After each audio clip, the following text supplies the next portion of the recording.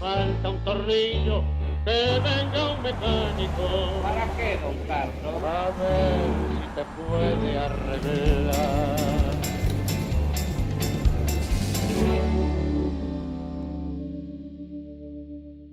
Bienvenidos a esta nueva edición de El Tornillo, aquí por el canal de la ciudad. Luisito. ¿Cómo estamos? Muy bien. Semana interesante. ¿Qué es una media sanción?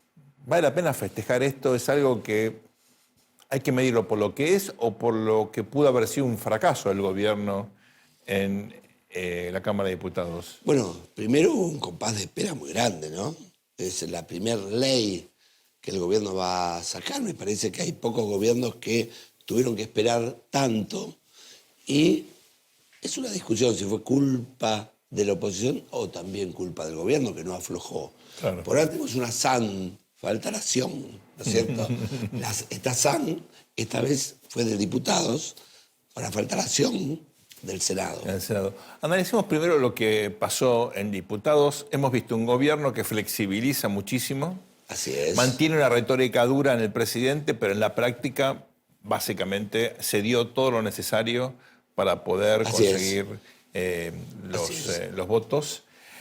Ha hecho un esfuerzo, me parece, en sostener por lo menos los pilares de la ley original, Sí. los capítulos formalmente. Sí.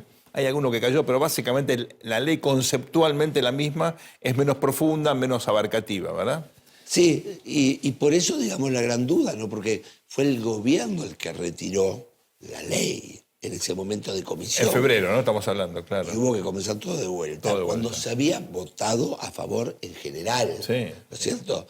Y esto el gobierno lo llenó, bueno, como hace el gobierno, lo hace muy bien, ¿no? En términos de virtualidad. Ahora, en términos de realidad, negociación, pulido, acercamiento, comprensión, y que ya tengamos entonces una especie de gobierno dual, ¿no? Un Recordemos que dice y un gobierno que hace. Claro, algo técnico, ¿no? En febrero, cuando la cosa se complicaba, no había que pasar a comisión, sino con un cuarto intermedio uno lograba, bueno, volver, negociar, Claro, afinar las cosas que estaban ahí. La mesita de luz para acá, ¿no es cierto? ¿No? Bajar un cuadrito. Y con eso después volvías a la sesión, siempre que haya quórum, y podías seguir efectivamente teniendo el respaldo de la sanción en general, avanzando en parte. No se hizo eso. Claro, nunca vamos a ver si el principio de revelación, ¿no es cierto?, es una táctica o es una excusa. Claro. Bueno, como no me salen las cosas, yo digo que los estoy pintando a las demás, ¿no? Claro. No sé, pero es así como está funcionando el gobierno. Ahora, obtenida esta media sanción, pasa al Senado, donde la Libertad Avanza tiene un bloque aún más pequeño, donde el kirchnerismo tiene un bloque más importante, más amplio, o el peronismo, y donde claramente aparecen incógnitas significativas, en primer lugar porque, recordemos, este proyecto baja bienes personales, sube ganancias. Quiero aclarar, yo estoy de acuerdo con subir ganancias, era una locura el año pasado, con la situación... Una medida demagógica. Total, ¿no? Y aparte en un país como este, tener laburo en blanco y ganar buena guita, la verdad, teniendo en cuenta que hay 8 millones de personas en la economía informal y una pobreza galopante, hay que sacrificarse. Habría que bajar IVA. Sé que esto es poco popular, pero acá no estamos para hacer demagogia, ¿no? No importa. De última, bajás el IVA, que es un impuesto obviamente indirecto. Los impuestos directos son los más progresivos. Y es lo que, creo yo, Argentina todavía tiene que cobrar más, sobre todo cuando se cobran impuestos a las propiedades que no pagan nada. Claro, ¿no? el problema de las ganancias es que, bueno, hay un mundo en economía en negro. Claro, exacto. Y que hay que salir el zoológico, ¿no es cierto? Ahora, vos sos un gobernador. Siempre estás corriendo por la guita, por más que es cierto que el año pasado el gobierno de Alberto Fernández le sacaron todo lo posible. Había gobernadores que tenían 4 o 5 meses de sueldos depositados en cuando hay un presidente plazo débil, fijo. hay Hay gobernadores ricos. fuertes. Eso es así. Ahora, ¿tenés incentivo para levantar el teléfono y convencer a tu senador de que vote? Aparte, los senadores, ¿le hacen caso a los gobernadores? Bueno, a ver, en términos límites, Claro. entonces límites, sí. Sí, porque esto tiene que ver con la gobernabilidad y el presidente tiene herramientas, ¿no es cierto? Más cuando hay pilladura.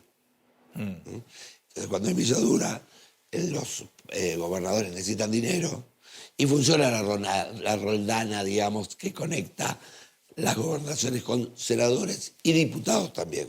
Claro. Pero no te olvides, Sergio, que y que no te olvides, vos lo conocés muy bien.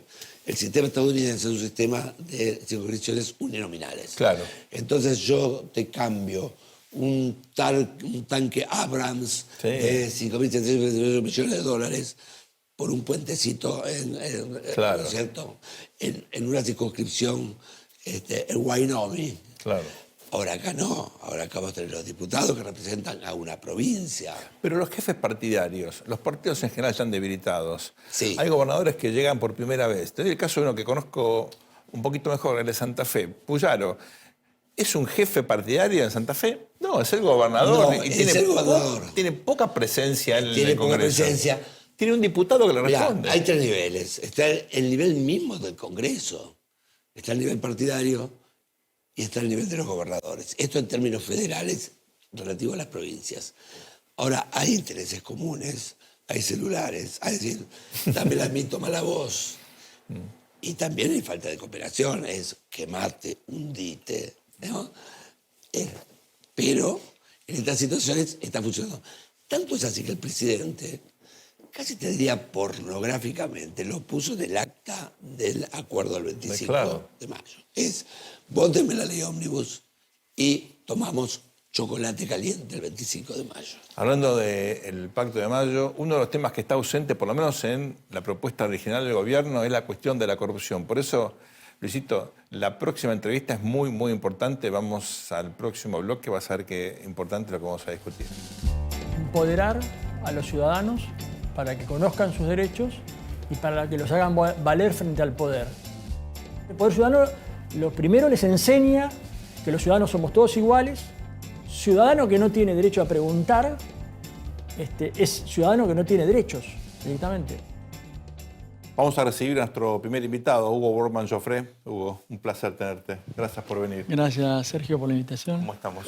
Querido Luis, ¿cómo están? Muy bien, Por favor. Hugo es abogado, fundó el estudio Wortmann-Joffre y Sola junto con Luis Moreno Campo. Trabajó justamente en la Fiscalía Federal, que estuvo a su cargo nada más y nada menos que el juicio. Es consultor en control de corrupción y fraude y, bueno, presidente nada más y nada menos que de la Fundación Poder Ciudadano. Justamente, Hugo, por tu rol en Poder Ciudadano teníamos mucho interés en charlar contigo. Estamos en un proceso distinto, con una agenda transformacional, y el tema de la corrupción parece haber pasado a un segundo o tal vez a un tercer plano, ¿no? Es como si, bueno, vuelve, por ejemplo, la idea de las reformas estructurales, la cuestión de las privatizaciones, pero es como que la Argentina no toma conciencia de la importancia de la calidad institucional, precisamente en un proceso de transformación. Es como si el menemismo no hubiera ocurrido, ¿no? Como si las privatizaciones en los 90 hubieran pasado sin que hubiésemos aprendido de qué se trata. ¿Qué opinión te merece esto? ¿Por qué la corrupción no se ha instalado?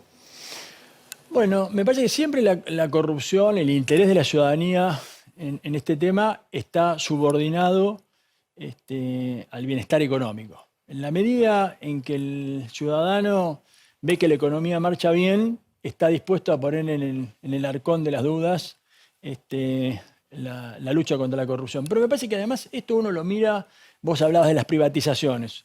Hay que tener una mirada integral geopolítica de la lucha contra la corrupción, y la verdad que si uno lo mira históricamente, Estados Unidos fue el primer país que se preocupó por no tener empresarios ni ciudadanos corruptos, con su famosa FCPA, Claro. la norma esta que globalizó entre sus empresas y sus ciudadanos la imposibilidad de pagar sobornos en los países en los cuales operaban.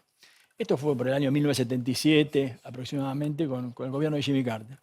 El primer caso que tuvimos en la Argentina que impactó en la aplicación de esa ley fue el caso de IBM Banco Nación. Claro. ¿Se acuerdan? ¿Y qué pasó en el caso de IBM Banco Nación? En la Argentina, en la justicia argentina no pasó nada. En Estados Unidos hicieron un acuerdo en la SEC y terminaron los directivos enjuiciados y la empresa tuvo que cambiar todo el management y todo.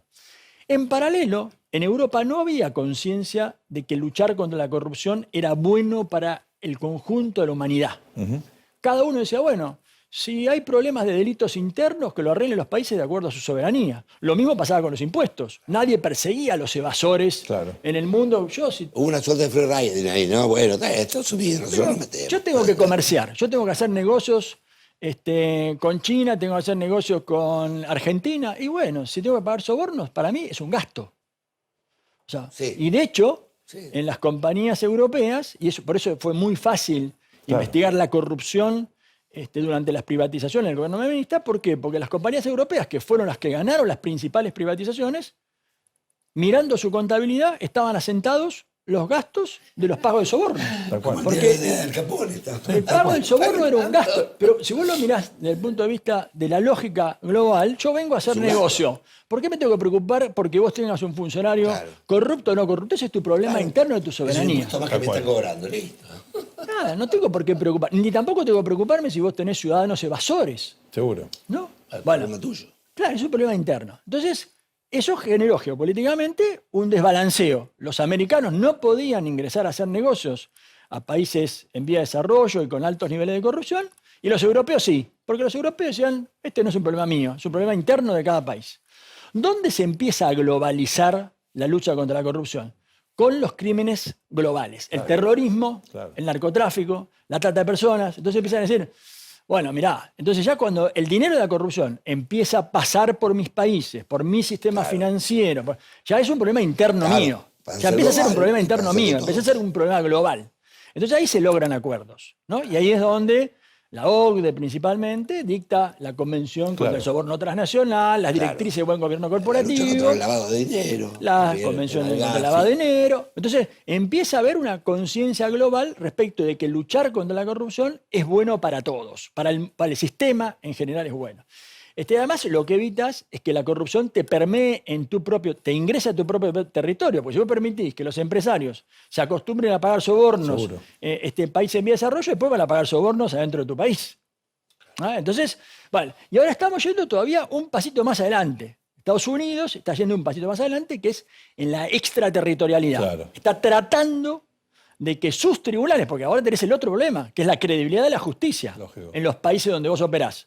Entonces vos decís, bueno, a ver, yo tengo una norma global que castiga el soborno, pero si la va a juzgar la justicia argentina, en la que yo no tengo credibilidad, estoy perdido. Entonces están tratando de generar extraterritorialidad. ¿Para qué? Para que todo el sistema, todo aquel dinero que tenga alguna sospecha de provenir de la corrupción pueda ser enjuiciado en territorio americano. Y lo último que ha salido, que tal vez es lo más novedoso de todo, en el caso de IBM Banco Nación, que nosotros hablábamos antes, se enjuicia a la compañía por haber pagado un soborno. Claro. O sea que es el acto de participación en un hecho de corrupción. O sea, vos siempre se habla que la corrupción es como el tango, hacen falta dos. Uno que recibe y uno que ofrece. Y se acepta y ahí se cierra el deal y se paga el soborno. Ahora Estados Unidos fue un pasito más corriendo la punibilidad hacia atrás, diciendo, sacó una norma el 18 de diciembre del año 2023, que es la FEPA, la Foreign Extortion Prevention Act, donde en definitiva lo que se está castigando es al funcionario que pide o que extorsiona sin necesidad de que yo empresario le haya pagado.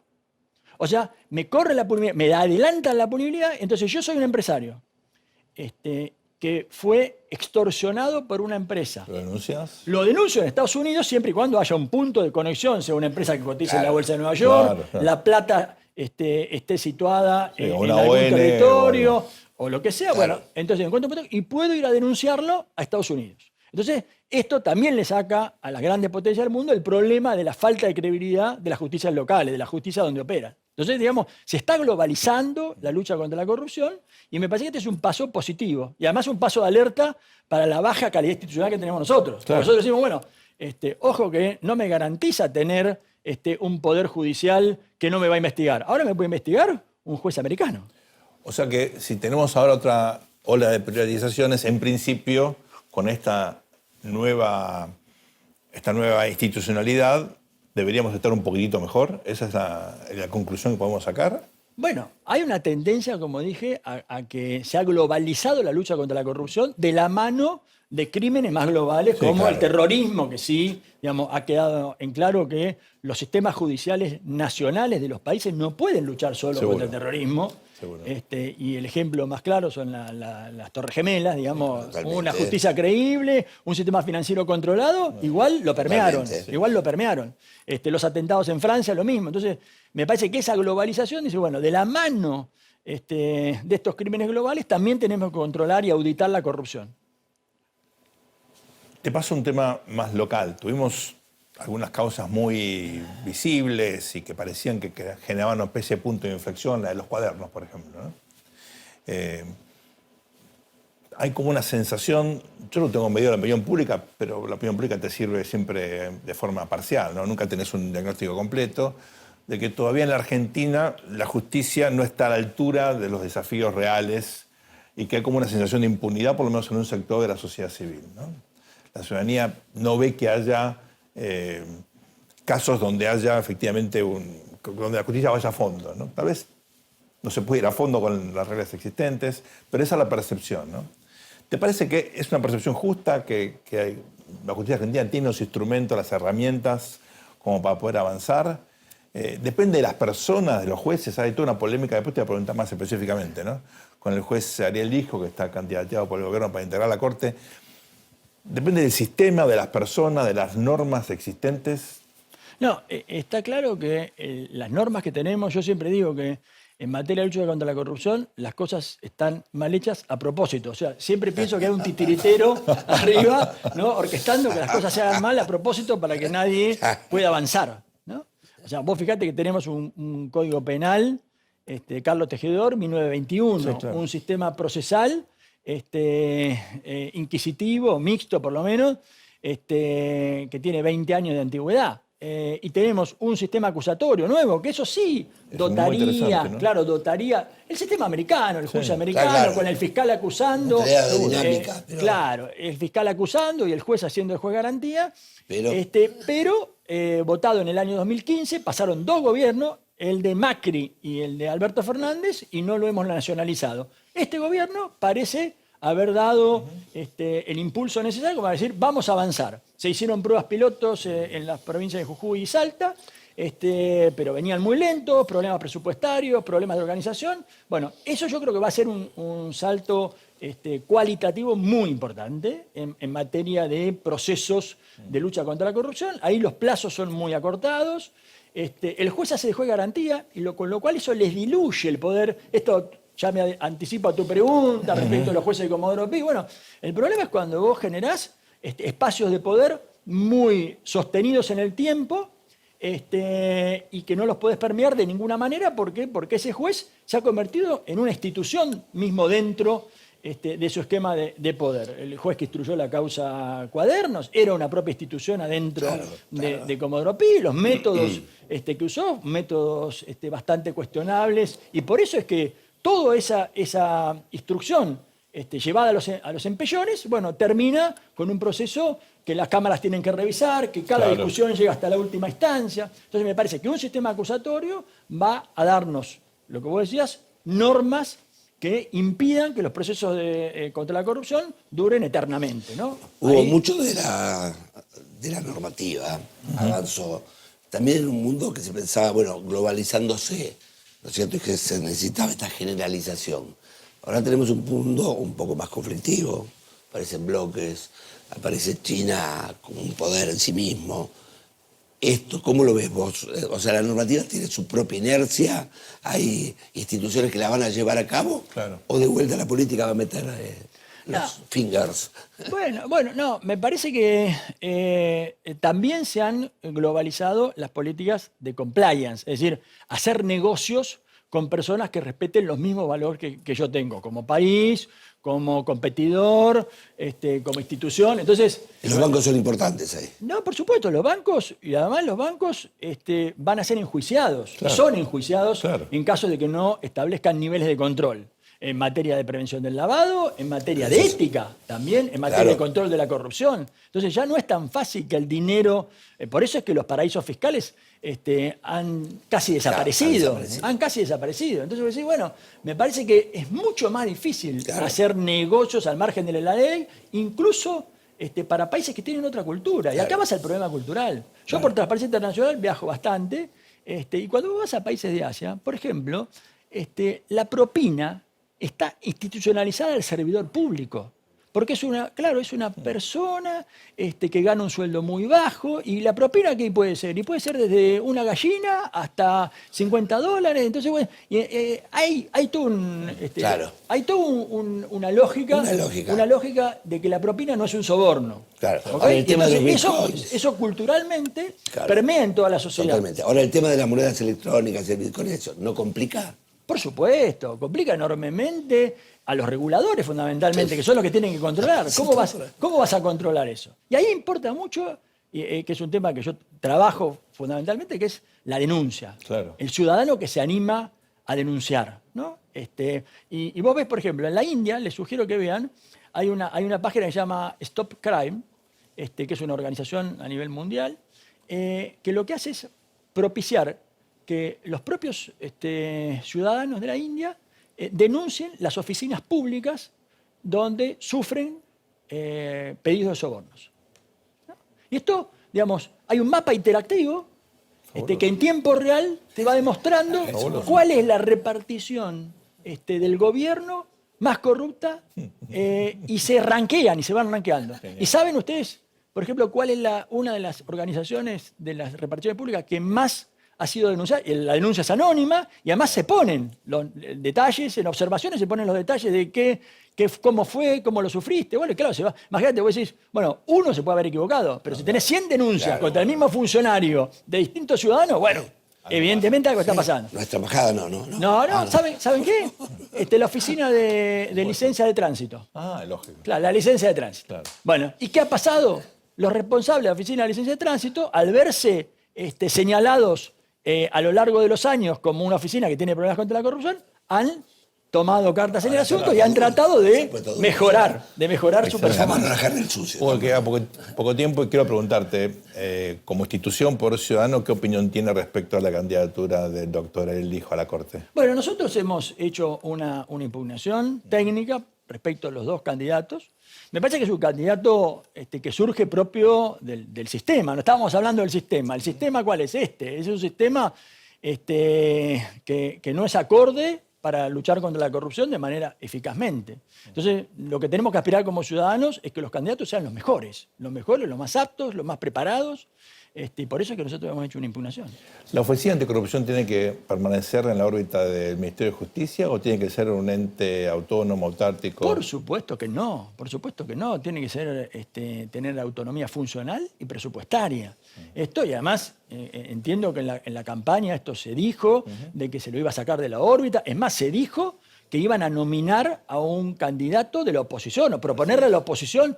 Bueno, después te chocas con la realidad, eso que mejor que el profesor Tonelli para decir, no, la realidad te lleva... Realidad.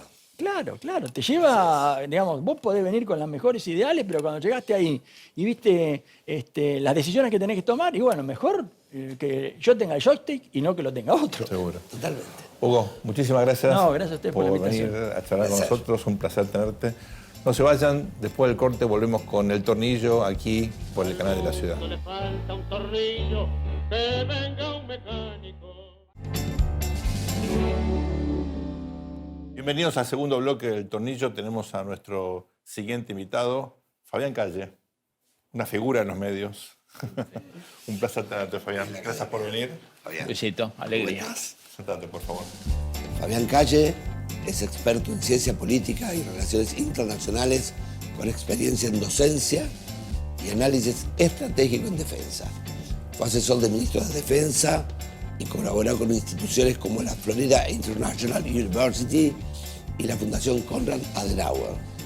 Es director del Instituto de Seguridad Internacional del CARI, es columnista en Infobae y es un enorme amigo. Así es. Un placer, Fabián, tenerte con nosotros. Igualmente, Un gusto dos enorme. queridos amigos y maestros. Una felicidad verlos. Un maestro mutuo, ¿sabes qué? Maestro universitario de los mejores que he tenido Así es. en mi vida, en Así Argentina, Italia, Estados Unidos. Luis Así siempre es. está en la pole position. Cracovia. Y vos no te tuve de alumno, pero de colega, y sos uno de los grandes Gracias, cerebros de la gracias, ciencia Bueno, política para- argentina. Fabián, te queremos exprimir y queremos Lo comenzar... hace mi esposa todos los días. No, pero esta vez va a ser en tu conocimiento del sistema internacional. ¿Qué está pasando? Cuando miras todos los días titulares así extraños países que cortan relaciones diplomáticas con otros, problemas estratégicos de seguridad, interrupción de flujos comerciales. ¿Qué es esto? Terminó la tregua. Terminó la pausa estratégica que los liberales y los neomarxistas pensaron que era el fin de la historia. Los 90. Los 90. Terminó la unipolaridad, duró casi 3 décadas. Y para la mitad de la biblioteca está derivando en un mundo multipolar. Para la otra mitad de la biblioteca, nosotros hace poco escribimos con Roberto Russell un artículo sobre eso, creemos que es bipolar. Claro.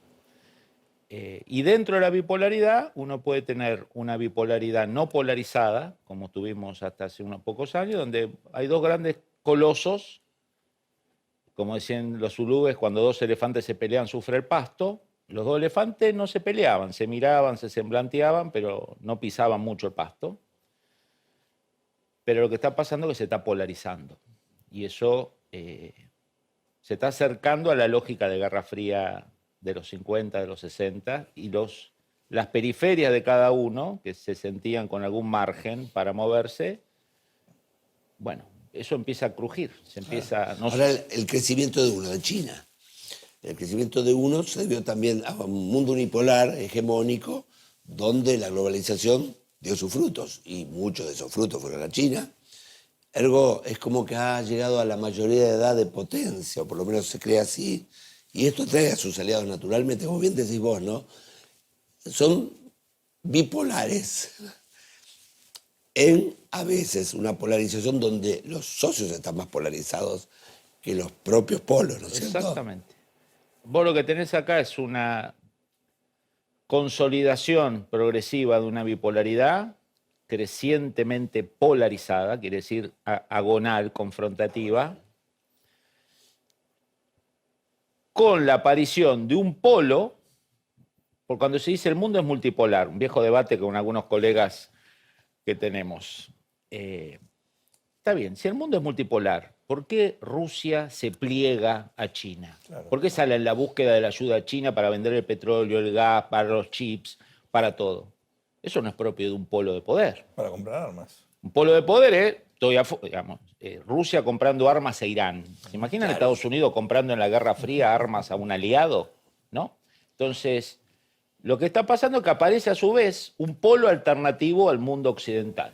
Claro, se perdió el hegemón. ¿No? Tampoco era un mundo multipolar aquel, era uno donde había hegemón y bueno, los demás jugábamos en el bosque. Bueno, Estados Pero Unidos en el estaba mundo bipolar, Claro. en el mundo bipolar empató Vietnam, empató Corea y si bien ganó militarmente en Vietnam, después lo perdió políticamente en el 75 y un montón de veces tuvo que apretar el freno en el 62.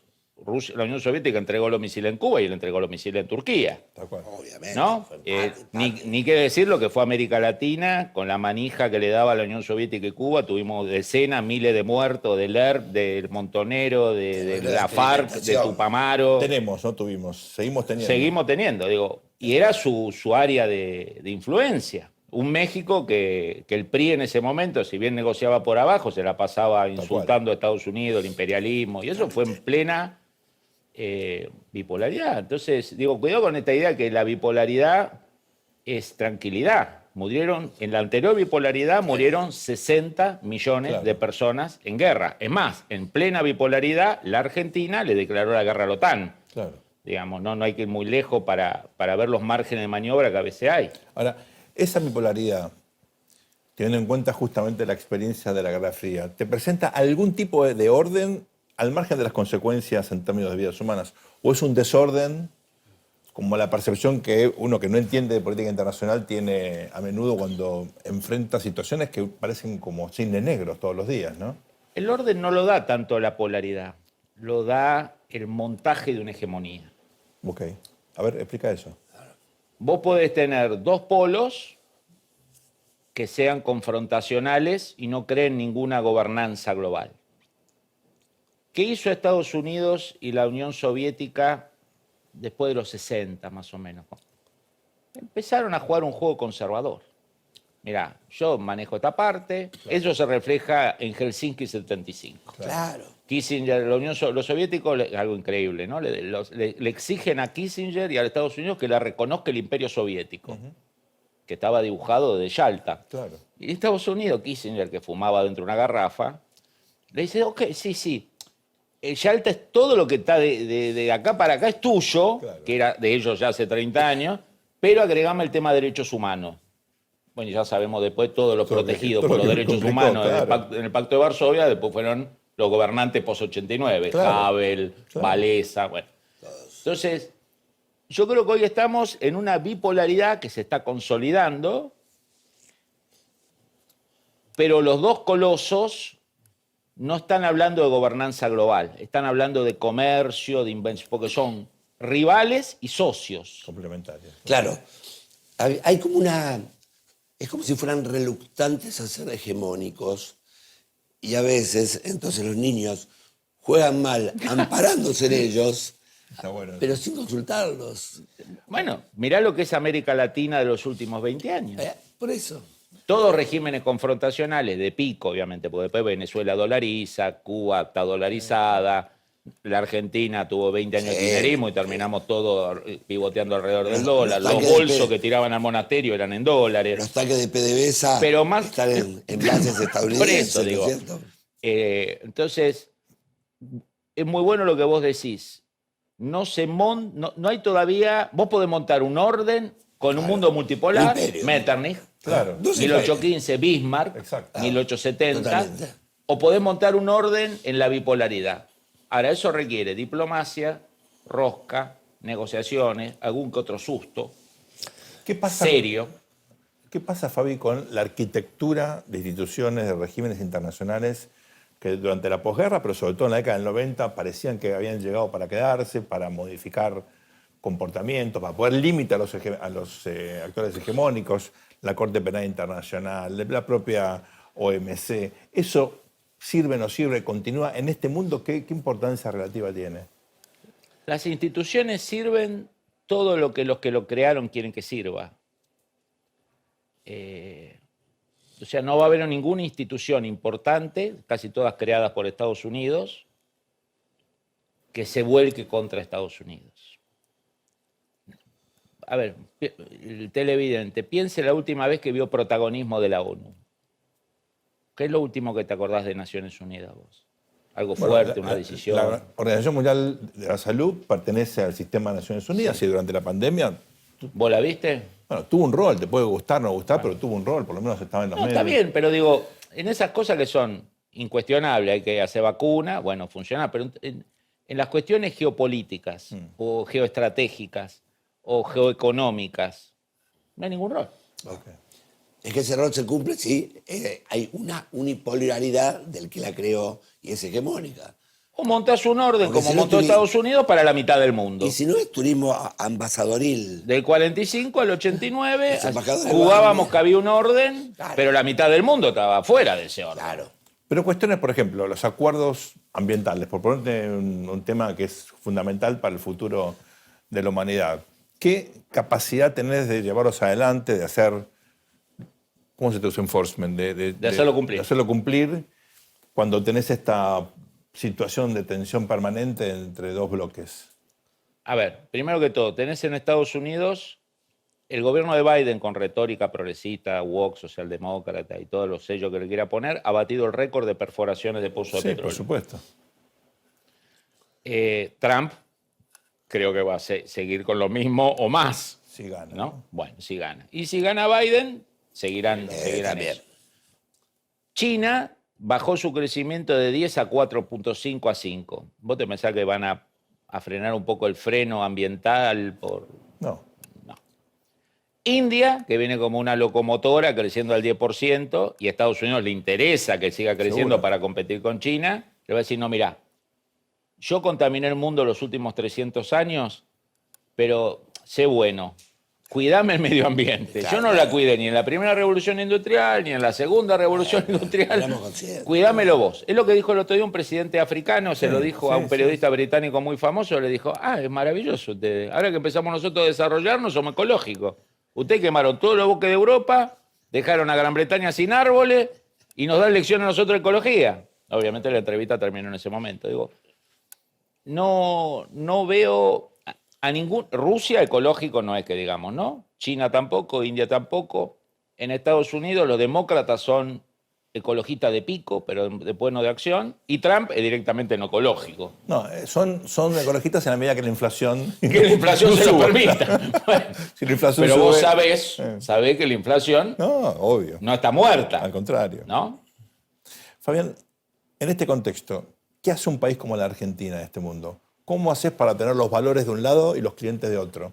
¿Hay ambigüedad como para mantener un vínculo comercial? ¿Necesitamos tener un vínculo comercial y por ahora financiero también con China, mientras tenés una alineación tan clara con Estados Unidos? La Israel? Argentina, siempre nosotros somos muy autocríticos de la Argentina y de nuestro gobierno porque se lo merecen, digamos, ¿no? Tenemos excusas. Tenemos varias excusas y varios indicadores. Claro.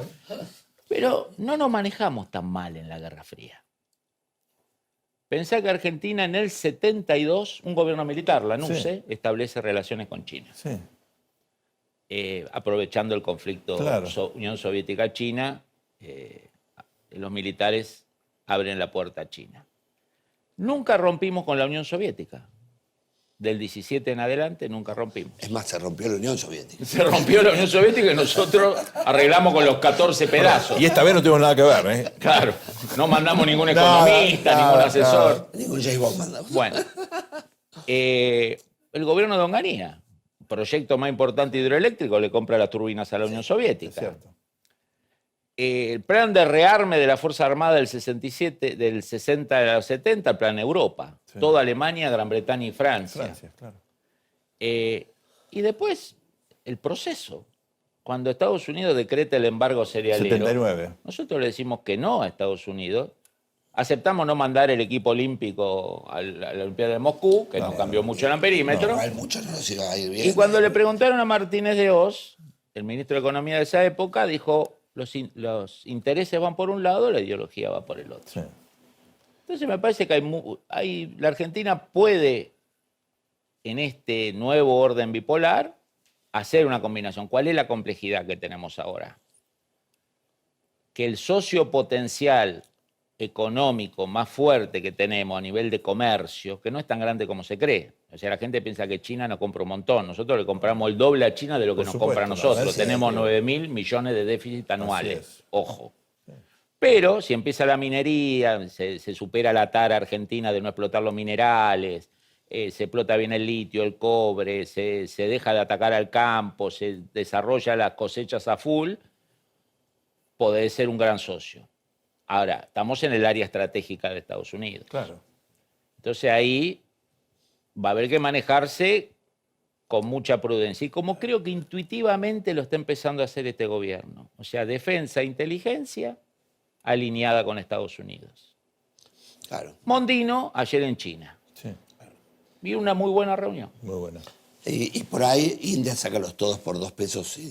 Y apostar, Ahí balanceamos. y obviamente, y apostar fuertemente a la aparición de ese mercado que está en plena expansión como China en los 80s y 90s, es un poco la y que idea. además es cada vez más aliado de Estados Unidos. Es así. Nos quedó el tema Israel. Bueno, nos queda obviamente un montón de preguntas. Te voy a hacer una sola. Apelo a tu capacidad de síntesis. Compramos una flota de aviones F-16 a Dinamarca, obviamente de origen norteamericano. ¿Fue una buena compra? ¿Es inteligente? ¿Qué otras cosas tiene que tener las Fuerzas Armadas Argentinas para estar listas para defender el país en un contexto de estas características? Te voy a empezar a contestar con una pregunta. ¿Qué opinás de las Fuerzas Armadas turcas de Erdogan? ¿Son buenas? Le tengo admiración. Le tenés admiración. Son los mismos F-16 que tiene la Fuerza Aérea de Turquía. Ok. Los F-16 Bloque 52. Segundo tema. Los sistemas de armas son los mismos sistemas que usa la OTAN hoy, el Sanwinder X y el AMRAAM. ¿Qué quiere decir eso políticamente? Que Gran Bretaña no pudo ejercer el veto. Ok. Que Estados Unidos no aceptó ningún veto británico. El material es bueno, nos coloca en una paridad de poder al menos custodiar un poco el espacio aéreo argentino, y es una muestra de que uno regresa a alguna liga que habíamos abandonado por la Guerra de Malvinas, por internas de los políticos con los militares, y después porque el kirchnerismo los últimos 20 años usó de carnero expiatorio a la Fuerza Armada para que le creyeran que fuesen de izquierda. Néstor pasó de ser un gobernador pro-militar en Santa Cruz hacer el cruzado contra la Fuerza Armada. Entonces creo que después de esa larga anomalía, estamos volviendo a lo que hacen todos los vecinos, a lo que hace Brasil, a lo que hace Chile, a lo que hace Perú, a lo que hace Venezuela. ¿Hay un plan estratégico para dotar a las Fuerzas Armadas de las capacidades que necesita, incluyendo la cuestión del armamento, los recursos humanos, la capacidad de comunicación? La Argentina tiene 2 burocracias eficientes, profesionales, que manejan idiomas, que tienen mundo, que viajan, que se forman permanentemente, que la diplomacia y las Fuerzas Armadas. ¿El Banco Central no? Bueno, a lo mejor sí, pero no lo dejan ejercer esa capacidad. A veces no fue muy independiente. A lo mejor no le hacen caso. Fabián, un placer tenerte. Gracias, Sergio, Nos quedó gracias. todo Medio Oriente para la próxima. Para la próxima. Y por supuesto, Ucrania. Un placer tenerte. Igualmente, querido. Continuamos con El Tornillo aquí en el canal de la ciudad. Luisito, recién Fabián nos comentaba en este nuevo escenario bipolar, con 2 grandes coaliciones, aparecen conflictos como el de Medio Oriente, que repercuten efectivamente, obviamente, en todas las sociedades, pero sobre todo vemos ahora un hecho muy singular en universidades de élite en los Estados Unidos, con manifestaciones, protestas, en algunos casos violentas, 1.500 detenidos, vidrios rotos. A ver, yo fui a la UBA, fui a Nacional de Buenos Aires, estas cosas las veo de chiquitito, no es que me sorprendan, pero sí en Estados Unidos, ¿no? Inclusive eso con más violencia en los Estados Unidos, ¿no? Porque acá las fuerzas políticas ya saben lo que es el acting, Claro. ¿no es cierto? Saben sus límites. Tal cual. Vos ves a sociales, hay carteles de papel pegados, no se pintan las paredes. Tal Hemos cual. avanzado, ¿no es cierto? En primer lugar, vos fíjate una cuestión del conflicto, ¿no? El conflicto, cuando el mundo es unipolar, se da en la periferia. Y es cuando le va bien a los países, porque cuando le va mal tiene que ir a pedir plata al FMI. Y somos todos buenos, nos tomamos todos de la mano, ¿no es cierto? Hacemos la canción esa, ¿viste? Todos por África. Sí, claro. Ahora, cuando hay plata, y entonces Argentina se pelea con Uruguay por las pasteras, el conflicto es un instrumento, ¿no es cierto? Acá es el caso inverso. Vos tenés que el mundo se vuelve bipolar, ¿no es cierto? Aparecen conflictos geopolíticos, ideológicos, religiosos. Religiosos, claro. Importantísimos. Y entonces ese mundo globalizado que se vivía en las universidades, que forma cáscaras, que forman mundos en sí mismo, ¿no es cierto? A mí me ha pasado, como director de la carrera de Ciencia Política, estar votando un apoyo a la huelga de marineros en Polonia. Es lógico. ¿No es cierto? Entonces, ese mundo cerrado cultural, que Rorty llamaba, ¿no?, la izquierda cultural, no le importa más la pobreza. No. Pero sí le importa, ¿no es cierto?, quedar bien culturalmente, éticamente, sin tener mucha información a veces de las cuestiones. ¿no es cierto? Hay, Luis, hay un movimiento antiélite, como vimos en su momento con Occupy Wall Street. Hay una cosa en contra de este sentido común de las élites de las grandes universidades, o tiene que ver simplemente con este conflicto en particular. Mira, yo creo que el fenómeno de la crisis del 2008-2009 fue un fenómeno que avanzó, ¿no es cierto?, sobre Wall Street, desde High Street, ¿no? Claro. Desde las calles donde estaba la gente que trabajaba, los que quedaban desocupados. Este me parece que es un fenómeno de la izquierda cultural estadounidense, ¿no es cierto?, que pasa por otros lados y que pasa porque los jóvenes son jóvenes y tienen que destacarse de alguna manera, ¿no es cierto?, y se forman líderes.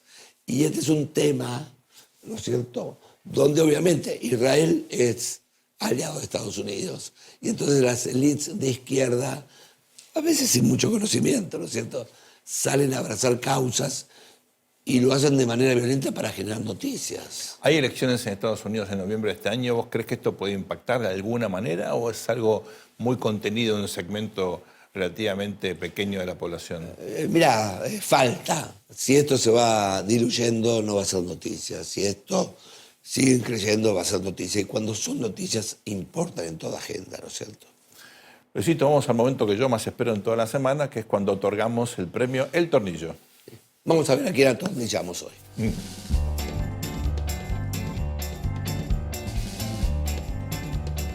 Comenzamos, Luisito, entonces con el Tornillo de Oro.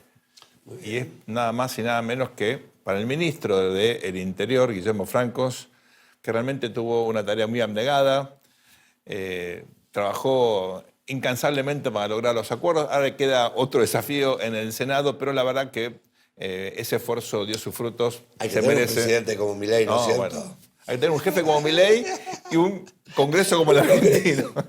Así que, ministro, su tornillo dorado muy merecido. Muy bien. Y el tornillo de plata fue por una escudera, por alguien que trabajó incansablemente también para lograr ese punto justo de diputados necesarios para que se sancione, ¿no es cierto? Y que la diputada los peratos. Así que el tornillo de plata, y la plata está en ascenso, Así Es que, cierto. para la diputada los peratos. Y finalmente, Luis, el tornillo oxidado. Vos sabés que hubo aquí una disputa en la producción. Ajá. Algunos querían otorgárselo a Cristian Lema, el defensor de Boca, que fue Lema. expulsado. Por la ley de Lema, no. Falta Bueno, mucho. podía haber una ley de Lema que habría que prohibir los matungos en las defensas argentinas. Nada que ver con Cristian en general, lo digo, ¿no? Pero finalmente el tornillo oxidado va a ser para Pablo Otero, el señor Tabaco, que a partir de la media sanción, vamos a ver si sigue en el Senado, ¿está así? Tiene Claro. un régimen distinto, va a tener que pagar impuestos, cosa que hasta ahora, bueno, no hacía. Va a ser infumable para él eso. Infumable. Señor Otero, su tornillo oxidado. Luisito, nos quedamos sin tiempo. Esto ha sido El Tornillo aquí por el canal de la ciudad. Gracias por acompañarnos. Será hasta el próximo domingo. Al mundo le falta un tornillo, que venga un mecánico.